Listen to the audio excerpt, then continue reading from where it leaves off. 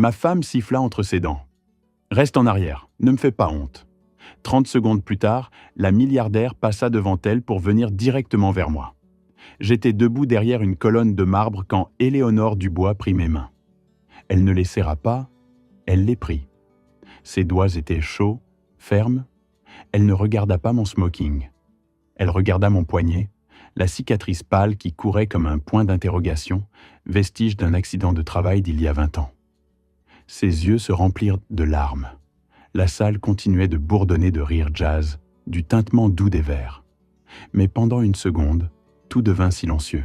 « Je te cherche depuis 28 ans, » murmura-t-elle. Quelqu'un laissa tomber un verre. Je n'eus pas besoin de me retourner pour savoir qui c'était. Ce fut le moment décisif. La fissure dans le sol, le point de non-retour. Tout ce qui s'était passé avant, chaque petite humiliation, chaque mot ravalé me revint d'un coup. Et tout ce qui suivrait changerait ma vie. Le gala était la soirée de Marie-Anne. Elle l'avait dit au moins 3 fois sur la route depuis Meaux, lissant sa robe, vérifiant son rouge à lèvres dans le rétroviseur, comme si nous nous rendions à une séance photo plutôt qu'à une soirée de bienfaisance. La nouvelle propriétaire était en ville, disait-elle. Les donateurs nous observeraient. L'image comptait. « Reste juste en arrière », me dit-elle en nous engageant dans la file des voituriers le long de la Seine. « Laisse-moi gérer les présentations. » J'acquiesçais. Je le faisais toujours. À l'intérieur, la salle de bal sentait l'argent, le vernis et le parfum, avec quelque chose de floral diffusé par les conduits d'aération. Un trio jouait du jazz doux près des fenêtres. Les lumières de la scène scintillaient à travers les vitres comme si elles faisaient partie du décor. Marie-Anne glissa devant moi, talons claquants, épaule droite. Elle semblait parfaitement à sa place. Pas moi. Le smoking était loué. Le col me grattait. Mes mains étaient le problème.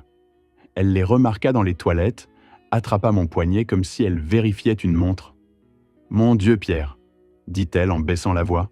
« Elles ont l'air abîmées. »« Ce sont des mains, » dis-je. Elle leva les yeux au ciel et sortit un petit tube de son sac. « Tiens, couvre au moins le pire. » Je fixai la pâte beige sur ma paume. Les cales, la cicatrice, l'endroit où un câble électrique m'avait mordu en 2003, quand un disjoncteur était mal étiqueté et que le propriétaire jurait que tout était coupé. « Ça vient du travail, » dis-je. « Et ça ?» dit-elle en désignant la salle de bal. « Ça vient du succès.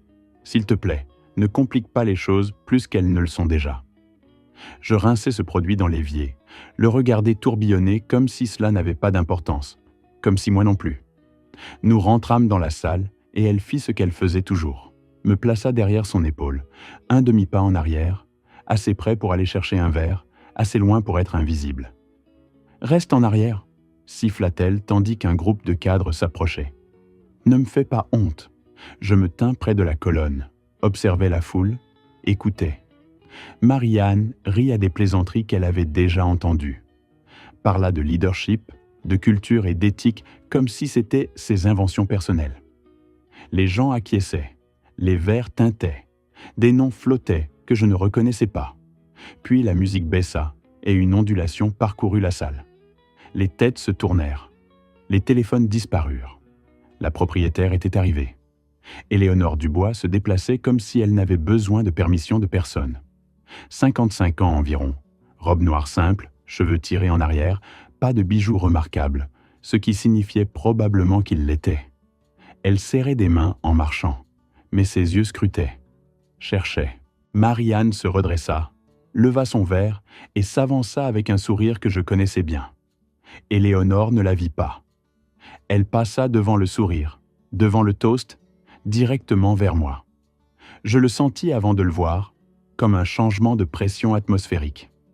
Son regard se fixa sur le mien et s'y accrocha. Elle franchit la distance en 3 pas silencieux et tendit la main, paumes ouvertes. Quand elle toucha ma main, elle s'arrêta. Son pouce caressa la cicatrice. Et puis elle le dit. 28 ans. Derrière elle, la salle réagit. Une inspiration soudaine, le tintement cristallin du cristal sur la pierre. Le verre de Marie-Anne se brisa près de mes pieds. Je regardais Éléonore et tentais de parler, mais ma gorge se serra. Tout ce que je pus articuler fut « Je pense que vous me confondez avec quelqu'un d'autre ». Elle secoua la tête une seule fois. « Non », dit-elle. « Pas du tout. » Marianne se précipita, le teint livide. « Éléonore, Madame Dubois, voici mon mari, Pierre. C'est un électricien syndiqué. »« De mots !» dit Éléonore doucement sans me quitter des yeux. Marianne se figea. Je me sentis petit et grand à la fois, vu d'une façon que je n'avais pas été depuis des années, depuis des décennies. La musique reprit maladroitement. Quelqu'un rit trop fort. Un serveur s'agenouilla pour balayer le verre. Éléonore serra mes mains une fois de plus. « Nous parlerons, » dit-elle. « Bientôt ?» Puis elle disparut, absorbée par la foule, comme si elle ne s'était jamais arrêtée. Marianne me dévisagea comme si j'avais mis le feu au bâtiment. « C'était quoi ça ?» demanda-t-elle, la voix tendue. « Qu'est-ce que tu lui as dit ?»« Rien. C'est elle qui me l'a dit. » Sa mâchoire se crispa. Elle se pencha pour ramasser son sac, puis se redressa, retrouvant tout son sang-froid. « Va chercher un autre verre, » dit-elle, « et reste en arrière. » Je le fis. Mais quelque chose avait changé. Je pouvais le sentir dans ma poitrine, comme une porte fermée depuis des années qui s'entrebâillait. Je regardais Éléonore de l'autre côté de la salle, tandis que Marianne montait sur scène, vantant l'intégrité et la vision. Je regardais les donateurs se pencher. Je regardais les gens me jeter des coups d'œil, curieux maintenant. Et pour la première fois depuis longtemps, je me demandais si j'étais resté en arrière parce que j'y avais ma place ou parce qu'on me l'avait ordonné. Je ne savais pas pourquoi Éléonore me cherchait. Je ne savais pas ce qu'elle savait. Mais je savais une chose. Ma vie n'était plus petite. Je ne dormis pas cette nuit-là. Marianne était allongée à côté de moi, raide comme un piquet, le dos tourné. La chambre d'hôtel était silencieuse, à l'exception du bourdonnement du trafic le long des quais et de la sirène occasionnelle rebondissant sur la Seine. Je fixais le plafond, rejouant le visage d'Éléonore encore et encore, la façon dont ses yeux étaient allés directement vers mes mains, comme elle avait semblé sûre quand elle avait dit mon nom. 28 ans. Le matin, Marianne était déjà habillée. Elle se tenait à la fenêtre avec son téléphone collé à l'oreille, murmurant de petites phrases sèches. Quand elle remarqua que je la regardais, elle tourna le dos. Sur la route du retour vers Meaux, elle n'en parla pas. Moi non plus. Le silence s'installa entre nous comme un troisième passager. Il se brisa 2 jours plus tard. J'étais à la table de la cuisine avec une tasse de café, fixant le journal local quand mon téléphone vibra. Numéro inconnu, indicatif de la région parisienne. Pierre Moreau demanda une femme quand je répondis. Oui, c'est Éléonore Dubois. Je fermai les yeux. Nous nous rencontrâmes dans un bistrot près de l'avenue de la République, le genre avec des banquettes en vinyle et une clochette à la porte qui tintait encore quand on entrait. Éléonore était déjà là, assise dos à la fenêtre, les mains jointes autour d'une tasse ébréchée. Pas de suite, pas d'assistante, juste elle. « Tu bois toujours ton café noir ?» dit-elle, tandis que je glissais dans la banquette. « Je n'ai jamais arrêté, » dis-je. Elle sourit, la plus petite courbure de sa bouche, et pendant une seconde, je la vis plus jeune, dans mes cheveux, riant dans les gradins avec un plateau de nachos en carton équilibré sur ses genoux. « Tu te souviens ?» dis-je. « Je me souviens de tout, » dit-elle. « C'est ça le problème. » Elle me raconta qu'elle était revenue en ville une fois, il y a des années. Avait roulé devant l'ancien terrain de Boissys-le-Roi. La clôture grillagée était rouillée. L'herbe du champ extérieur était clairsemée. Mais elle pouvait encore me voir au marbre en 95, fin de 7e manche, 2 retraits. Le claquement de la batte. La façon dont toute la place s'était levée d'un coup. J'avais dit à ma colocataire que j'allais t'épouser, dit-elle, comme si elle parlait de la météo. Je ris, court et surpris. Je ne pouvais même pas me payer une voiture à l'époque. Tu avais quelque chose de mieux, dit-elle. Tu étais solide. Le souvenir me frappa durement.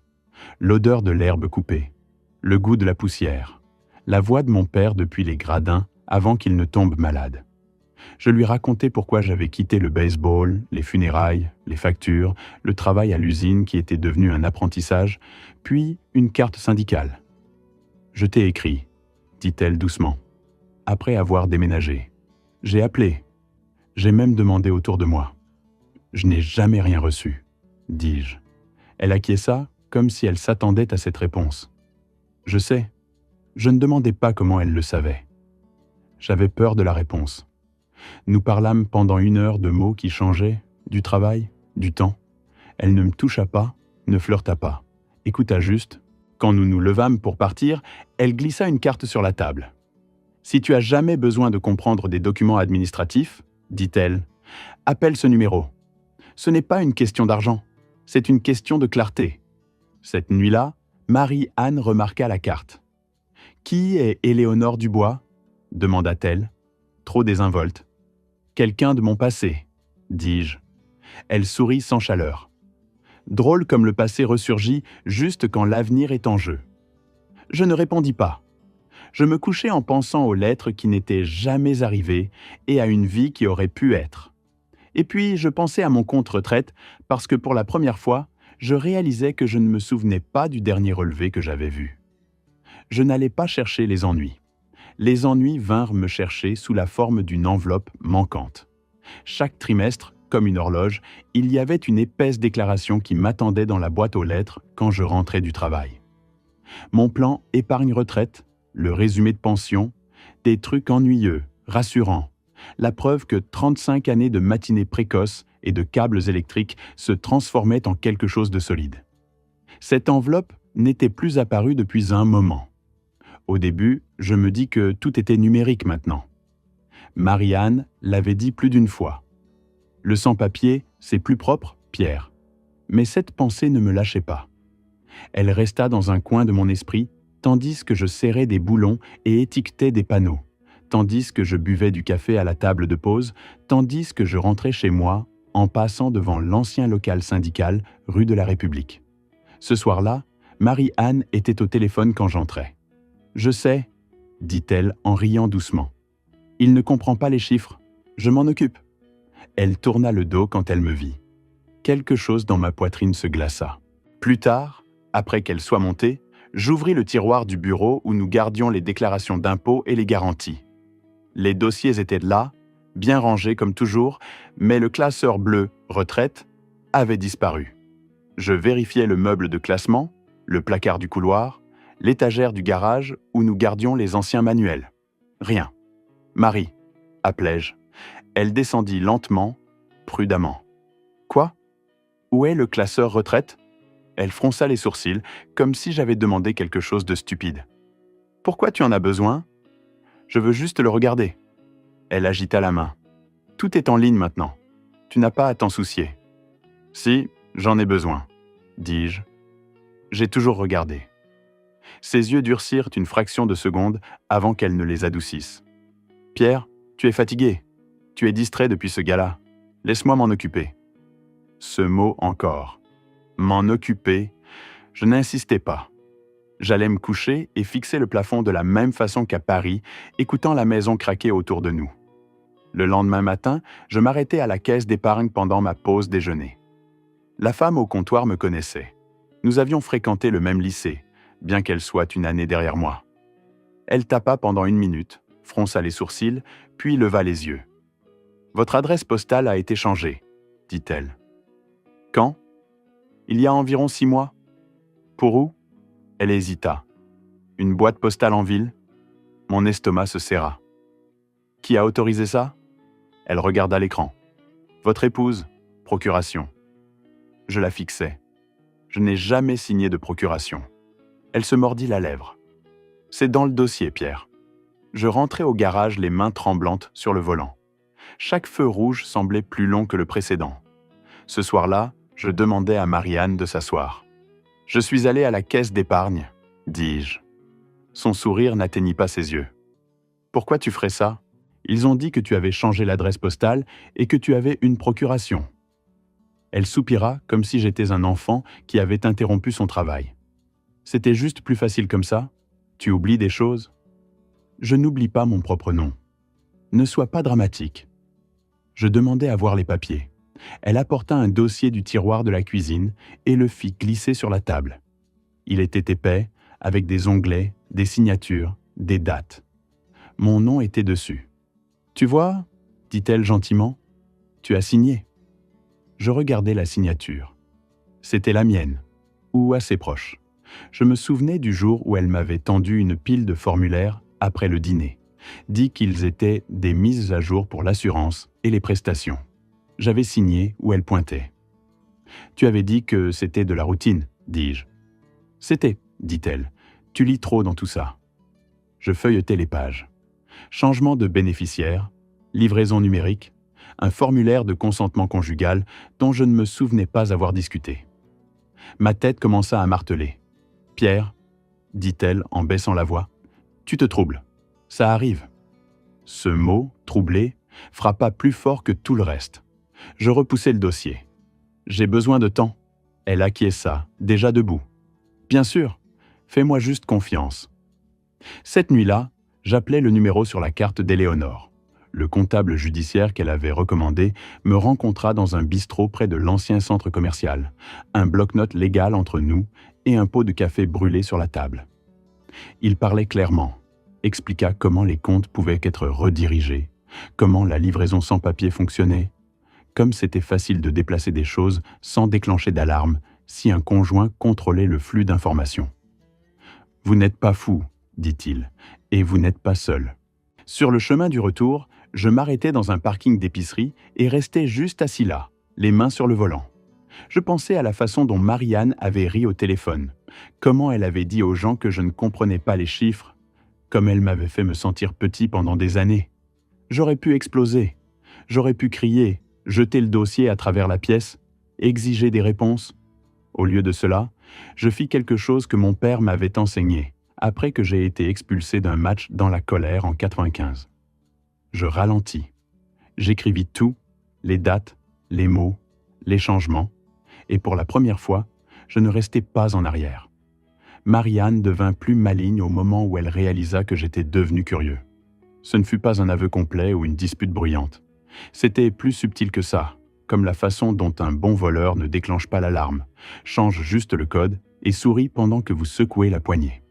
2 jours après que j'ai demandé à propos de la caisse d'épargne, je rentrai chez moi et trouvais les tiroirs du bureau réorganisés. Pas désordonnés, pire, net, vide de tout ce qui était utile. Le meuble de classement dans le couloir avait une nouvelle serrure. Le genre argenté bon marché qu'on achète chez Castorama. « C'est quoi ça ?» demandai-je en la pointant. Marianne ne leva pas les yeux de son portable. « De l'intimité ? C'est mes affaires aussi. » Elle cliqua sa souris comme si elle ne m'avait pas entendu. « Tes affaires sont dans le garage. » J'allai au garage et ouvris la vieille caisse en plastique où nous gardions les manuels et les garanties. Il y avait des ampoules, du scotch, un sac de décoration de Noël et un annuaire d'église plastifié de 2012. Pas de classeur retraite. Cette nuit-là, elle s'assit sur le canapé feuilletant un magazine comme si tout était normal. « Pierre ?» dit-elle sans lever les yeux. « J'ai parlé au RH aujourd'hui. » Mon estomac se serra. « À propos de quoi ?»« À propos de toi, dit-elle, et elle croisa finalement mon regard. Tu agis bizarrement depuis le gala. » Je laissai ça reposer une seconde. L'audace de tout ça. La façon dont elle pouvait tordre la réalité jusqu'à ce que je sois le problème.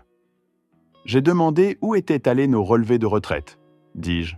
Et j'ai répondu, dit-elle. Sans papier, plus propre, moins d'encombrement. Je ne suis pas de l'encombrement, dis-je. Elle posa le magazine soigneusement. Tu veux garder ta couverture santé, Pierre ? Je clignai des yeux. De quoi tu parles ? Elle me donna ce sourire RH, doux à l'extérieur, fer en dessous. Tu travailles à temps partiel dernièrement. Tu as eu ces maux de tête. Si tu vas commencer à m'accuser de choses, ça va créer de l'instabilité. Instabilité, répétai-je, goûtant le mot. C'est juste la réalité, dit-elle. À notre âge, on ne peut pas se permettre d'erreur. Tu ne comprends pas comment ces prestations fonctionnent ? C'était encore là, cette phrase qu'elle utilisait comme un marteau. Tu ne comprends pas, je voulais crier. Je voulais lui dire que j'avais câblé la moitié de la zone industrielle du côté sud de la ville et que je n'avais jamais une seule fois pas compris la différence entre un conducteur sous tension et un neutre. Mais ce n'était pas électrique. C'était personnel. C'était quelqu'un qui essayait de me faire douter de mon propre esprit. Alors, je fis la seule chose qu'elle n'attendait pas. J'acquiesçai. « D'accord », dis-je doucement. Montre-moi. Ses yeux se plissèrent. Te montrer quoi? Les comptes, dis-je. Connecte-toi maintenant. Elle hésita juste assez longtemps pour me dire qu'elle n'avait pas l'habitude d'être contestée. Puis elle prit son portable et le tourna vers moi, les doigts volant sur les touches. « Tu vas juste être dépassé, dit-elle. »« J'essaierai, dis-je. » Elle se connecta rapidement, comme un magicien pratiquant. L'écran cligna. Des chiffres apparurent. Elle fit défiler rapidement, trop rapidement, puis ferma brutalement le portable. « Tu vois, dit-elle, tout va bien. »« Ça, ce n'est pas me montrer, dis-je. »« Si, claqua-t-elle, puis adoucit son ton. « Pierre, tu ne penses pas clairement. » Je la fixais, cette femme que j'avais défendue aux funérailles et aux fêtes et aux réunions de parents d'élèves. La femme qui avait l'habitude de poser sa tête sur mon épaule au drive-in quand nous rions encore. Je pense plus clairement que je ne l'ai fait depuis des années, dis-je. Je montais et fermais la porte de la chambre. Mes mains tremblaient, mais pas de peur, de l'effort de me retenir. Le lendemain après le travail, j'allais à la bibliothèque municipale de Meaux. Ça aurait semblé drôle à mon moi plus jeune. Moi, le type qui préférait reconstruire un moteur plutôt que réinitialiser un mot de passe, assis devant un ordinateur public avec des bifocales perchées sur mon nez comme si j'étais soudainement devenu mon père. Mais je le fis. Je sortis mon téléphone et rappelai le comptable judiciaire. « D'accord, dis-je. Parle-moi comme si j'avais 5 ans. » Il gloussa. « C'est la moitié de mon travail. » Il me guida lentement. Récupération d'email, question de sécurité, authentification à 2 facteurs. Je tâtonnais sur le clavier de la bibliothèque comme s'il était couvert de graisse. Mes doigts n'arrêtaient pas de frapper les mauvaises touches. Je marmonnais entre mes dents et reçus un regard d'une bibliothécaire adolescente comme si j'avais insulté son chat. Après 40 minutes, je réussis finalement à accéder à un ancien email. Marianne ne savait pas que j'avais encore accès à celui que j'avais utilisé quand le programme d'apprentissage syndical nous faisait faire des modules en ligne. Et c'était là. Notification, changement de compte, mise à jour d'adresse, une confirmation de mise à jour de bénéficiaire que je n'avais jamais vue parce qu'elle avait été envoyée à la nouvelle boîte de réception sans papier que Marie-Anne contrôlait. Ma gorge se dessécha. J'imprimais tout, une page à la fois. L'imprimante de la bibliothèque grinça comme si elle me détestait, mais elle cracha l'épreuve. En sortant, je m'arrêtai au bistrot de la rue de la République et rencontrai l'avocat qu'Éléonore avait recommandé. Il était dans la soixantaine, portait un costume simple et parlait comme un type qui avait passé des décennies à regarder les gens mentir sous des lumières vives. « Tu n'as pas besoin d'être bruyant ?» me dit-il en tapotant la pile de papier. « Tu as juste besoin d'être précis. Je n'essaie pas de la ruiner, dis-je. » Il leva les yeux. « Alors tu as déjà une longueur d'avance sur elle. » Ce week-end, Marianne organisa un brunch de donateurs à notre maison. Elle ne me demanda pas, elle m'informa. « Reste juste à l'étage, » dit-elle, arrangeant des fleurs dans un vase comme si elle auditionnait pour un magazine. Nous discutons d'initiatives de leadership. J'ai presque ri. Leadership dans ma propre maison. J'avais prévu de l'éviter, de continuer à rassembler des preuves tranquillement, mais puis j'entendis une des épouses de donateurs dans l'entrée dire « Marie-Anne, votre maison est si bien organisée. » Organisée comme un musée, comme si j'étais une exposition poussiéreuse dans l'arrière-salle. Quelque chose en moi se brisa, pas en rage, mais en résolution. Je descendis les escaliers, pas en smoking cette fois, en bottes de travail, jean usé, une chemise boutonnée simple que j'avais repassée moi-même. Les yeux de Marianne s'écarquillèrent comme si j'étais descendu nu. « Pierre, siffla-t-elle, les dents à peine bougeantes. Qu'est-ce que tu fais ? » Je vis ici, dis-je. Quelques personnes se tournèrent. Un des donateurs, un homme aux cheveux gris en blazer, regarda mes bottes et sourit comme s'il approuvait. Celles-ci, ce sont des paraboutes ? Demanda-t-il. Ouais, dis-je. Il acquiesça. Bonnes bottes. Mon père les a portées toute sa vie. Le sourire de Marianne se figea. Pendant une seconde, je ne fus pas invisible. Cette nuit-là, après que tout le monde soit parti, Marie-Anne me coinça dans la cuisine. « Tu m'as fait honte !» dit-elle, la voix tremblant de colère. Je m'appuyai contre le comptoir et la regardai calmement. « Tu me fais honte depuis des années. Son visage devint rouge. « Tu penses que tu es malin maintenant parce qu'une milliardaire t'a parlé à un gala ?» Je ne répondis pas à ça. Je ne lui donnai rien qu'elle puisse tordre. Au lieu de cela, j'allai au garage et ouvris une boîte en carton que je n'avais pas touchée depuis longtemps. Vieille coupure de baseball, une photo d'équipe fanée et une cassette étiquetée de l'écriture d'Éléonore. Été 95. Je m'assis sur l'établi et la tins longtemps. Pas parce que je voulais retourner dans le passé, parce que ça me rappelait que j'étais autrefois un homme qui se tenait dans la cage du batteur et ne bronchait pas. Le lendemain matin, je reçus un message d'Éléonore.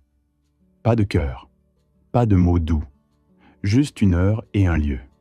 Un café près du centre-ville de Meaux. Calme, neutre. Quand nous nous rencontrâmes, elle semblait fatiguée d'une façon que l'argent ne peut pas arranger. « Je n'ai pas grandi comme ça », dit-elle, jetant un coup d'œil autour comme si elle ne pouvait toujours pas croire qu'elle possédait des entreprises. Mon premier appartement avait un plafond qui fuyait. J'ai appris à garder les reçus parce que personne d'autre n'allait me protéger. Elle glissa un dossier sur la table. Ce n'était pas de l'argent. C'était de l'accès. Copie des politiques d'entreprise, un aperçu des procédures de conformité, les canaux appropriés pour soumettre des preuves sans être écrasé par les amis RH de Marianne. « Ton histoire a besoin de lumière du jour, » dit-elle. « Pas de drame, de la lumière du jour. » J'avalai difficilement. « Elle va venir après moi. » Éléonore acquiesça une fois. « Alors nous faisons ça correctement. » Je sortis avec le dossier sous le bras, sentant son poids comme une ceinture à outils. Marianne pensait qu'elle avait verrouillé l'armoire. Elle n'avait pas réalisé que j'avais appris à lire le câblage derrière le mur. Et quand l'invitation arriva une semaine plus tard, dîner des prix d'éthique et de leadership, avec le nom de Marie-Anne en script doré, je la tins dans mes mains et ressentis quelque chose presque comme de la pitié parce qu'elle construisait toute sa vie sur l'image. Et je tenais finalement les documents qui pouvaient l'abattre tranquillement, légalement, un domino à la fois. La salle de bal était plus bruyante cette fois, pas avec la musique, mais avec les voix. Des voix qui se chevauchaient, confiantes, qui appartenaient à des gens qui pensaient être en sécurité. Le dîner des prix d'éthique et de leadership se tenait dans un hôtel près de la Seine. Tout vert et acier brossé, le genre d'endroit qui vous faisait vous sentir important juste en y entrant. Marianne avait tout planifié à la minute près. Elle arriva tôt, presse-papiers en main, talons claquants comme un métronome. Elle embrassa des donateurs, rit à des plaisanteries privées, embrassa des joues. Son nom était imprimé sur des bannières à côté de mots comme intégrité, transparence, valeur d'entreprise. J'arrivais 10 minutes en retard, pas parce que j'étais nerveux, parce que le timing compte. Je portais une veste sombre et des bottes propres. Pas tape à l'œil, pas défiant, juste moi. J'acquiesçais au voiturier, remerciai l'hôtesse et pris un siège près de l'arrière où Marianne m'aimait toujours le mieux. Depuis la scène, elle semblait radieuse, confiante, intouchable. Quand elle commença son discours, la salle se tut. À une époque où la confiance dans les institutions est fragile, dit-elle dans le microphone, c'est notre responsabilité en tant que leader de maintenir les standards éthiques, même quand c'est inconfortable. Je ressentis un calme étrange me laver parce que je savais ce qui était déjà en mouvement. 3 jours plus tôt, les paquets étaient partis par les canaux appropriés avec des horodatages et des reçus. Le comité d'audit, le conseil externe, le liaison du conseil qu'Éléonore m'avait discrètement présenté. Rien de divulgué, rien de sensationnel, juste des faits. Remboursement de frais qui ne s'alignaient pas, déclaration de conflits d'intérêts qui étaient incomplètes, email RH documentant la pression sur les conjoints pour signer des documents de routine, changement de bénéficiaire fait sans consentement éclairé. Coupure de papier. Du coin de l'œil, je vis un homme en costume gris murmurer à une femme à la table d'honneur. Un autre téléphone sortit, puis un autre. Marianne continua de parler. Sa voix vacilla juste un peu, parce que la dignité sur le lieu de travail n'est pas juste un slogan. Une main se leva près de l'avant. « Marianne, » dit un membre du conseil en se levant. « Pouvons-nous faire une pause ?» La salle changea. Les chaises grincèrent. Quelqu'un s'éclaircit la gorge. Marianne sourit serrée. « Bien sûr. » Il ne se rassit pas. « Il y a des questions, » dit-il prudemment, « qui doivent être abordées avant de continuer. » Ses yeux scrutèrent la salle, cherchant de l'aide, du contrôle. Ils me trouvèrent à la place. Je ne souris pas. Je n'acquiesçais pas. Je me levais juste. Le son voyagea. Tissu contre chaise, le raclement des bottes sur le tapis. Les têtes se tournèrent. « Qui est-ce » murmura quelqu'un. Le visage de Marianne pâlit. « C'est hautement inapproprié » dit-elle, sa voix soudainement aiguë. « C'est mon mari, il est confus. » C'était là, ce mot encore. Je marchais vers l'avant lentement, m'arrêtant à quelques mètres de la scène. Je pouvais sentir mon cœur battre dans mes oreilles, mais mes mains étaient stables, plus stables qu'elles ne l'avaient été depuis des années. « Je ne suis pas confus, » dis-je. Je n'élevais pas la voix. Je n'en avais pas besoin. Je suis informé. Un murmure ondula dans la foule. Le membre du conseil acquiesça une fois. « Monsieur Moreau a fourni de la documentation, » dit-il. Une documentation substantielle. Marianne rit, un son cassant. C'est une affaire personnelle, un différend marital. Non, dit le membre du conseil, c'est une question de conformité. Le projecteur derrière elle s'anima. En tête d'email, date, extrait de politique. Marianne se tourna, les yeux voltants, les lèvres s'entr'ouvrant sans son. Elle tendit la main vers le pupitre comme s'il pouvait la soutenir. « Vous ne comprenez pas ?» dit-elle, sa voix se fissurant. C'est sorti de son contexte. Je fis un pas de plus vers l'avant. « J'ai été assez longtemps en arrière pour tout voir, Marianne, » dis-je. Le silence tomba durement. Elle me regarda alors, pas avec colère, pas même avec peur, mais avec quelque chose proche de l'incrédulité, comme si elle avait construit tout son monde sur l'hypothèse que je ne me lèverais jamais. Sa main trembla. Le verre d'eau sur le pupitre bascula, roula, et se brisa sur la scène. Personne ne bougea pour aider. Le membre du conseil remercia les participants pour leur patience et annonça une suspension temporaire en attendant un examen. Les donateurs évitèrent le contact visuel. Quelques-uns me regardèrent avec quelque chose comme du respect. Marianne fut escortée hors de la scène, ses talons claquant hors rythme pour la première fois que j'ai jamais entendu. Je ne la suivis pas. Je restai où j'étais jusqu'à ce que la salle commence à bourdonner à nouveau, cette fois avec une énergie différente. Des questions, des vrais. Quand je sortis finalement dehors, l'air nocturne semblait frais et propre. Je me tins près de la scène et respirai. Éléonore me rejoignit un moment plus tard. Elle ne me toucha pas. « Tu l'as fait ?» dit-elle. « Nous l'avons fait correctement, » répondis-je. Elle acquiesça. À l'intérieur, les dominos tombaient encore, mais là dehors, sous les lumières de la ville, je ressentis quelque chose que je n'avais pas ressenti depuis cet été 95. Solide. Je déménageais la semaine suivante. Pas en précipitation, pas au milieu de la nuit. J'emballais ce qui était à moi. Outils, vêtements, une boîte de vieilles photos, la cassette de 95, et laissais le reste exactement où c'était. Que la maison ait l'air organisée sans moi. L'avocat s'occupa du reste. À cause de la piste papier, parce que tout avait été fait tranquillement et correctement, le divorce ne se transforma pas en cirque. Les changements de bénéficiaires furent annulés. Les comptes retraite furent corrigés. La procuration fut annulée. Ce n'était pas un jackpot, c'était de la justice. Et après des années qu'on me dise que je ne comprenais pas les chiffres, la justice ressemblait à une victoire. Marianne perdit son travail avant même que l'enquête soit terminée. Les directrices RH ne survivent pas aux violations d'éthique, surtout publiques. J'entendis par la ville parce qu'à Meaux, on entend toujours qu'elle explorait de nouvelles opportunités. C'était la phrase qu'elle aimait utiliser sur les autres. Je ne me réjouis pas. Je n'appelais pas. Je ne cherchais pas. La vengeance, j'appris, n'est pas bruyante quand c'est bien fait. C'est définitif. Les jours tranquilles furent plus difficiles. Il y eut des matins où je me réveillais seul dans un petit appartement de la rue Charles-Infroy et ressentis le poids de tout se poser dans ma poitrine. 30 ans, c'est long pour réaliser qu'on a rétréci. Certaines nuits, je restais éveillé, fixant un plafond qui n'était pas le mien, me demandant comment j'avais raté ça. Mais puis, il y eut d'autres moments, comme la première fois que je vérifiais mes comptes moi-même et compris chaque ligne. Ou l'après-midi, où je m'arrêtais au vieux terrain de Boissise et regardais un match de lycée depuis les gradins, le claquement de la batte sonnant toujours pareil. ou le jour où je rencontrai Éléonore pour un café encore. Pas de gala, pas de discours, juste un endroit tranquille près du centre-ville avec des tasses ébréchées et de mauvaises pâtisseries. Nous parlâmes lentement, prudemment de où nous étions maintenant, pas où nous avions été. Nous ne prétendîmes pas avoir à nouveau 25 ans, nous ne précipitâmes rien. À notre âge, on ne court pas après les feux d'artifice. On cherche une lumière stable. Parfois, nous roulions avec la radio en sourdine, du rock classique glissant par les haut-parleurs de son vieux SUV. Parfois, nous ne parlions pas du tout. C'était suffisant.